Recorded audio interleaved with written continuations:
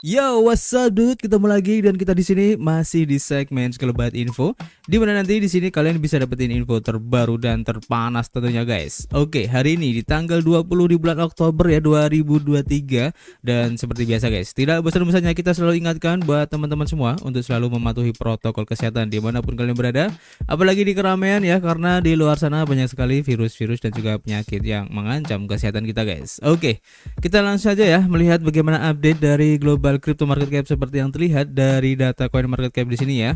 Menunjukkan adanya kenaikan lumayan guys di 2,85%, dan tentu saja ya ini adalah efek kontribusi dari Bitcoin dan juga teman-teman nongkrongnya di sini ya. Kalau kita lihat untuk Bitcoin dalam waktu 24 jam ini mengalami kenaikan ya di 2,82%. Ini bagus banget, dan tentu saja ini akan diikuti oleh altcoin yang lain ya. Seperti halnya Ethereum juga naik di 1,45%, kemudian untuk BNB ini juga naik meskipun tipis di 0,7%. Dan yang cukup lumayan guys untuk SRP naiknya ini di 5,74% guys. Keren kan? Nah, pertanyaannya kenapa SRP hari naik? Nanti kita bahas di video kali ini guys. Begitu juga dengan Solana, naiknya cukup lumayan ya di 9,8% guys.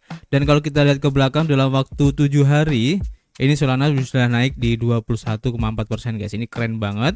Dan disusul oleh beberapa altcoin yang lain ya. Dan terlihat di sini untuk pergerakannya rata-rata hijau dan perubahannya cukup bervariasi ya.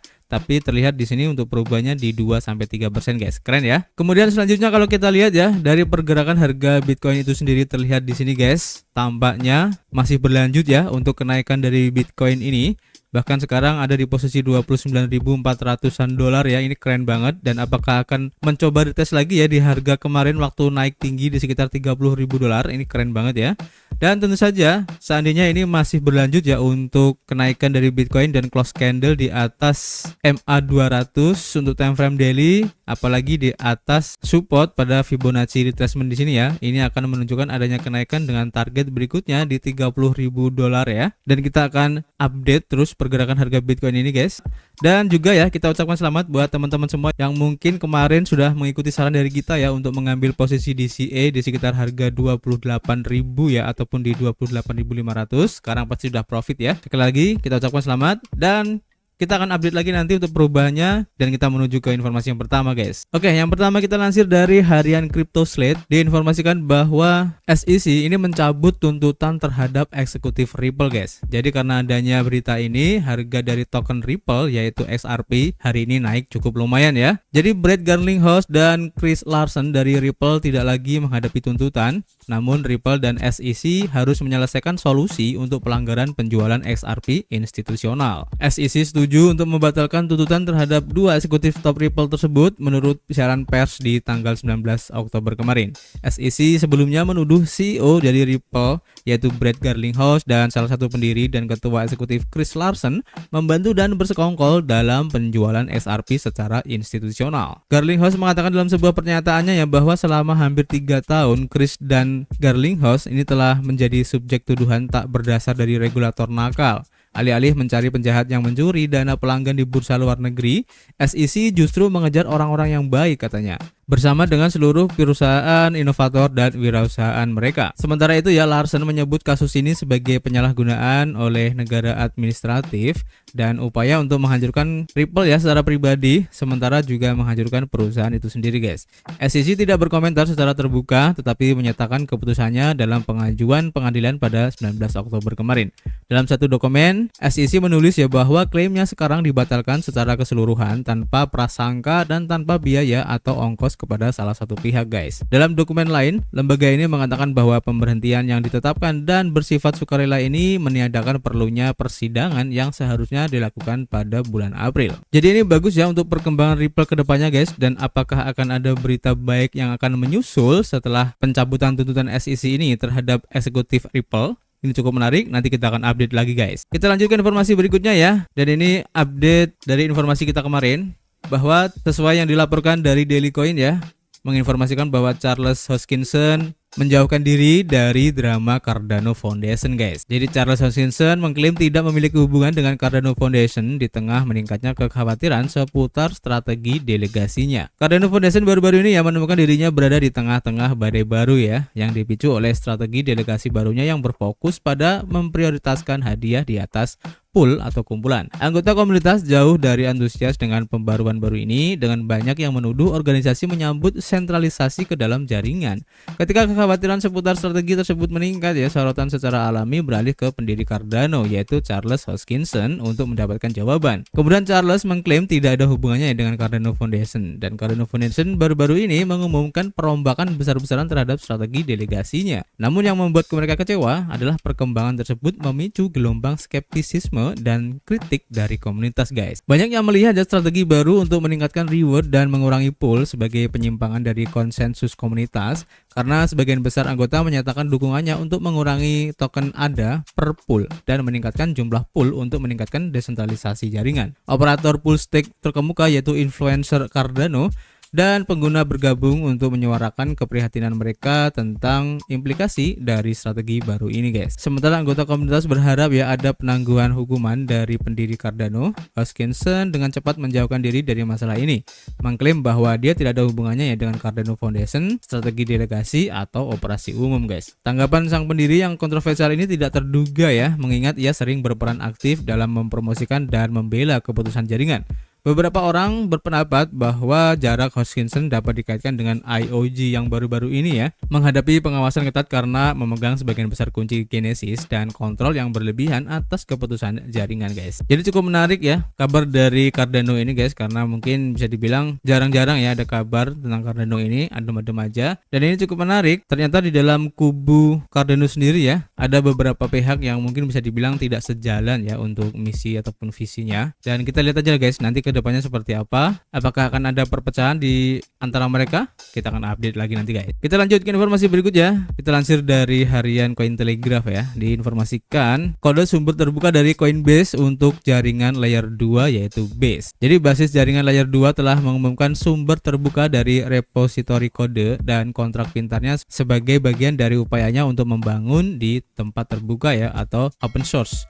Jaringan Coinbase layer 2 yaitu Base telah mengumumkan bahwa mereka telah membuka open source kode repositori dan kontrak pintarnya untuk meningkatkan transparansi dan akuntabilitas sambil secara bersamaan memungkinkan kontribusi publik untuk proyek tersebut guys. Dalam postingan blog pada tanggal 19 Oktober ya, Base mengumumkan bahwa mulai hari ini pengembang akan diberikan akses penuh ke basis kode jaringan. Bagian inti dari keputusan untuk membuka sumber kodenya adalah tujuan untuk memberikan transparansi yang lebih baik kepada para pengembang ataupun developer ya dalam pengembangan proyeknya, di mana Base mengatakan bahwa semua kontrak pintar dan skripnya sekarang itu tersedia untuk umum di GitHub. Nah, ini menarik ya. Ini berarti ya bahwa pengembang sekarang itu dapat menilai dan bereksperimen dengan kode yang bertanggung jawab atas setoran dan penarikan di Base, memungkinkan akses ke alat yang lebih baik bagi pengembang yang ingin menjalankan fungsi serupa. Pengembangan untuk sumber terbuka atau open source ini merupakan bagian integral dari etos kripto dengan membuat kode menjadi publik, dan setiap orang dalam komunitas itu dapat mengaudit kode tersebut guys, yang secara hipotesis memungkinkan kerentanan dan potensi eksploitasi diketahui dan ditambal lebih cepat dibandingkan jika kode tersebut disimpan secara internal. Perlu juga dicatat ya bahwa kode sumber terbuka juga berarti bahwa aktor jahat dapat menemukan kerentanan dan mengeksploitasinya sebelum pengembang yang lain memiliki kesempatan untuk menandai masalah tersebut guys. Mengingat kekhawatiran ini, Coinbase telah mendorong pengembang yang berpikiran keamanan ya atau security minded untuk menyaring kode layer 2 ini dan mengawasi setiap kerentanan, menawarkan hadiah hingga $1 juta ya untuk penemuan bug. Selain sumber terbuka untuk repositori dan kontrak pintarnya, Base juga membuka sumber terbuka untuk properti webnya, termasuk base.org, docs.base.org, dan bridge.base.org. Base telah menjadi salah satu jaringan layer 2 yang paling aktif dalam ekosistem kripto, dengan gelombang besar aktivitas yang didorong oleh kebangkitan Friend.tech, aplikasi keuangan sosial terdesentralisasi yang dibangun di atas jaringan guys. Pada 21 Desember, penasihat hukum dari Coinbase ya, yaitu Paul Grewal, mengangkat alis ketika dia mengatakan kepada Decrypt bahwa Coinbase ini tidak mengesampingkan sepenuhnya gagasan untuk mengeluarkan token asli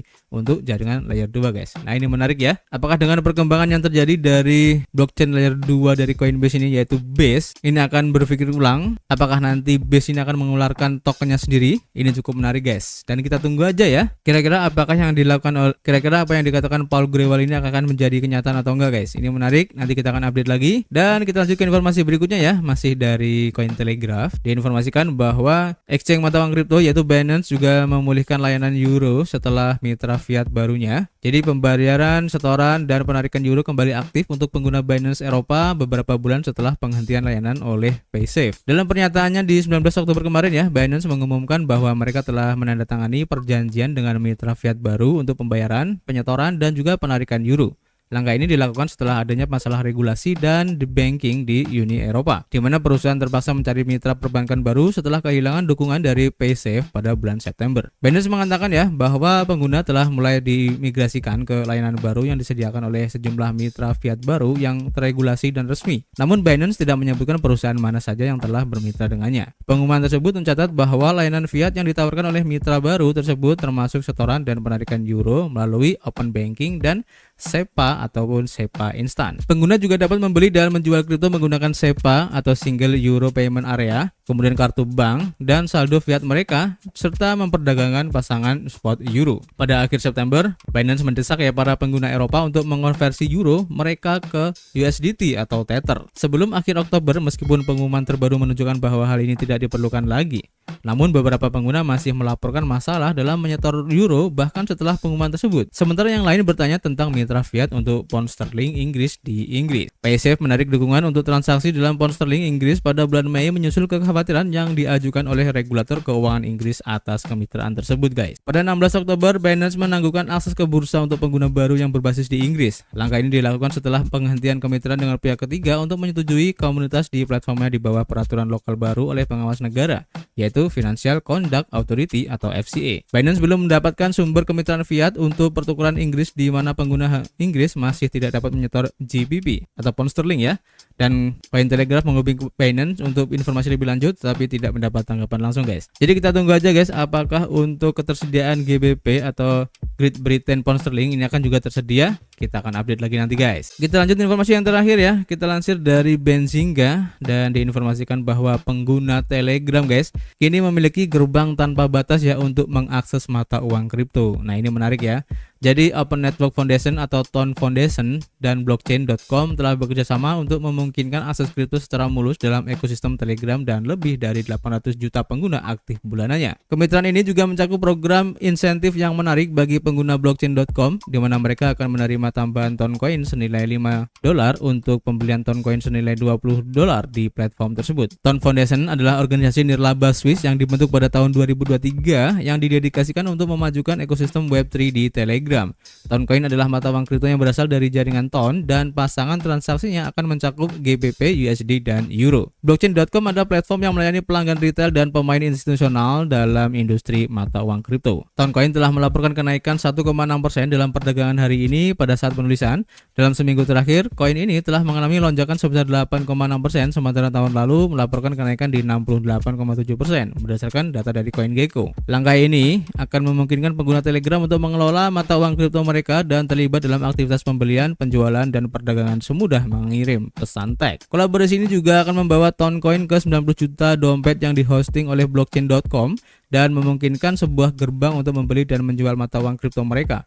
Dengan ini, adopsi Toncoin dan keterlibatan pengguna akan sangat meningkat, guys. Perkembangan lainnya ya, yayasan ini juga memperkenalkan Tonspace sebagai dompet mata uang kripto self-custody berdasarkan jaringan Ton pada September 2023 yang diintegrasikan ke dalam menu pengaturan Telegram untuk pengguna dompet yang ada yang berlokasi di luar Amerika Serikat. Layanan ini akan menjadi fitur default di menu Telegram mulai November 2023 nanti. Secara terpisah, Ton Foundation ingin mencetak rekor dunia untuk blockchain tercepat pada 31 Oktober 2023 dalam sebuah acara langsung untuk mempromosikan potensi jaringan terbuka, guys. Nah, ini menarik ya. Kita tunggu aja, guys, seperti apa nanti untuk implementasinya dan juga kita tunggu aja nanti kira-kira inovasi-inovasi apa yang akan diberikan oleh Telegram ini ya, khususnya yang berhubungan dengan Toncoin ini, karena cukup menarik ya. Bahkan kalau kalian lihat perkembangan dari token Ton ini sangat signifikan sekali, guys. Kalau kalian lihat historinya, ini keren banget. Nanti kita akan update lagi dan cukup ya untuk informasi hari ini. Nanti kita akan update lagi dan seperti biasa kita masih menunggu kritik dan saran kalian di kolom komentar. Nanti kita bisa ngobrol banyak di dalamnya dan tentu saja kita akan ketemu lagi di informasi berikutnya.